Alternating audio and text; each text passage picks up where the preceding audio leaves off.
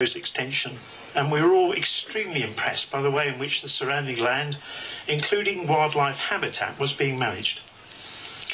Let's be perfectly clear this evening, this is not faceless, uncaring big business looking to run roughshod over the environment and the local community. LYDD Airport has been operating as a commercial operation for more than 50 years, and as responsible custodians in the current form, they will continue to manage the land with the utmost respect and care for both the local environment and the wildlife in particular.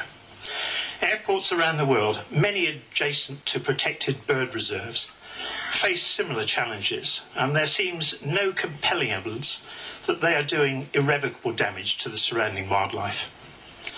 But this debate this evening is not about commercial interest versus the environment. It's about people and jobs. Channel Chamber represents many small businesses that make up the bulk of employment on the marsh and whose long-term survival rests on a proactive economic regeneration programme. As you must be aware, unemployment levels have risen sharply on the marsh and the prospects remain very bleak for the next 2 to 3 years. We need jobs now. We are already confronted with many job seekers leaving the area and looking for work or forced into commuting into other parts of Kent. As elected councillors, you must be thinking very carefully about your vote this evening, how this will not only affect the lives of people living here today, but also their children and future generations. The Romney Marsh community desperately needs local investment and employment, and this evening you have the opportunity to safeguard their economic future.